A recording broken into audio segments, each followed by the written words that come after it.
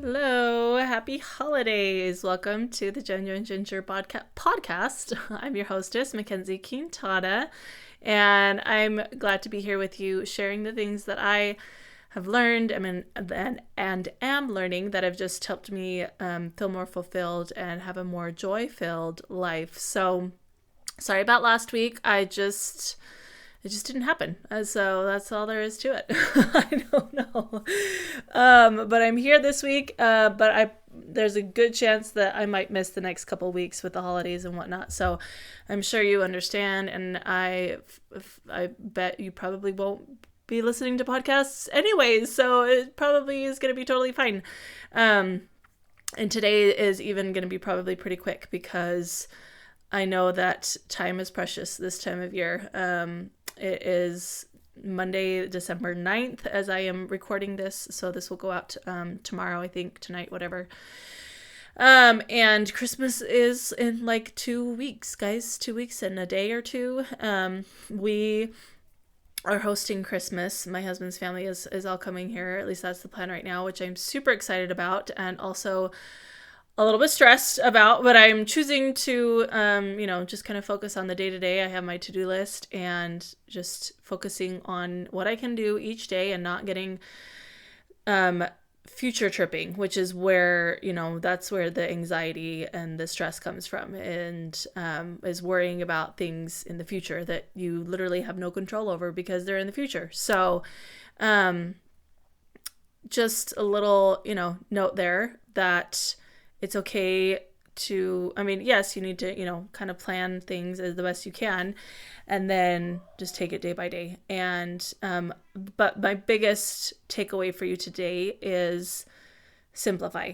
And I think I need this reminder to simplify.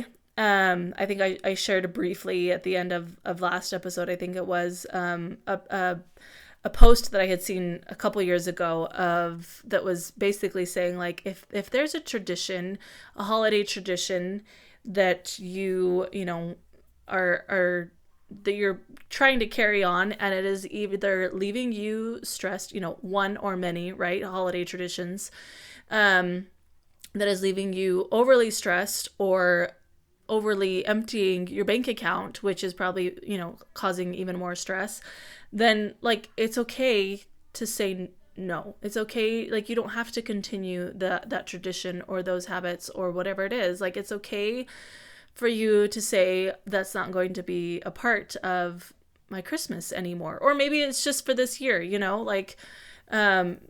times and seasons. And so it's okay for you to be a little bit more selective with the things that you're going to participate in, or the traditions that you're going to partake in, or even maybe there's ones that you want to start because they're more in alignment with what you're wanting your holidays to look like, but you need to, instead of adding to your plate, you might need to take something away that's already there, right? And so it's okay to do that. It's okay to kind of revise and say these traditions, these practices, these events aren't really supporting what I want my holidays to look like right now. And so I'm going to say no, and that's okay. And there might be some people with opinions about that, and that's okay too. They're entitled. They can have those opinions, and they might bring those opinions up to you, and that's okay too. Like, you don't have to live your life so that other people aren't upset by your choices. I mean, I know that that I mean that not in the general sense. Obviously, be kind and and make good choices. But if you're choosing to say no to things and that's upsetting family members, you can still be kind and hold boundaries, and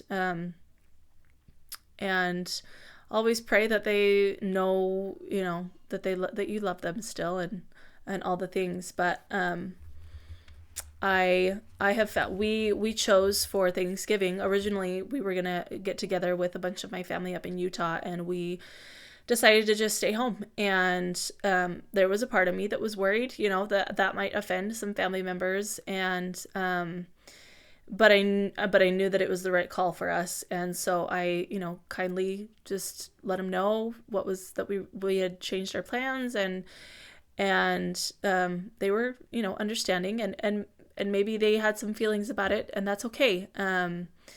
But we ended up just staying and having Thanksgiving with our little family, and it ended up being probably one of my favorite Thanksgivings ever so far. It was so neat. We did a favorites feast.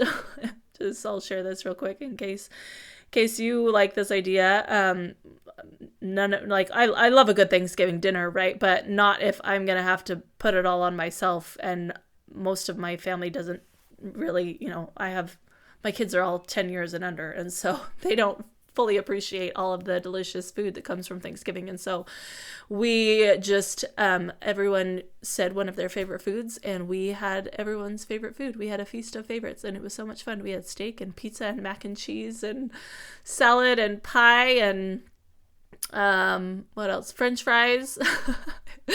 And it was a good time. So, it's okay for things to look different, and it's okay to choose new memories that you want to create. And if you are hosting, like I am, I've had to remind myself this too, that, you may be tempted to take on the responsibility to make it a picture perfect time for everyone, right? And that's good.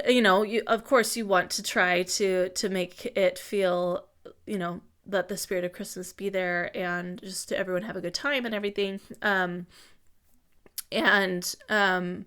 But something that I realized a couple of weeks ago is that has less to do with the physical aspects, right? So like how clean your house is, and the type of food that you have, and the activities that you have planned, or whatever. It has less to do with that and more just to do with you and the spirit that you bring, and the peace, and the your mental state, right? Like especially as women, we kind of set the tone. We tend to do that, and you can look at that as a blessing or a curse. And I choose to look at it as a blessing, that how great is it that I get to set the tone for my family. I get to set the tone for my home. And of course, with lots of people in the home, it's not going to be this quite the same as when it's just your own family, and you can't control everyone else, right? And so everyone's going to have their own thoughts and choices, and that's fine, and you can't control them. My point, what I'm trying to say though, is maybe it's not, you don't need to stress about having your house perfectly cleaned, or, picture perfect with just the exact right decorations, or, the dinners being picture perfect. Like, it's okay, again, to simplify and instead focus on the spirit that you want to be present in your home, and that starts with you. And so doing the things that are going to help you be in a good mental space and spiritual space is going to be one of the most meaningful things that you can do for even if you aren't hosting, right? Even if it is just your family. And so I think that's going to be it for today. We're just going to keep it short and sweet. And remember, I always think like, sometimes I sit back and look at the holidays and think, I don't think this is exactly what Jesus had in mind for us when, we started celebrating his birthday. And what I mean by that is all the added stress that tends to come, that we tend to bring into the holiday because of, all of the traditions. And so I think Jesus wants us to be happy and do fun things, but not at the expense of our mental sanity, right? And so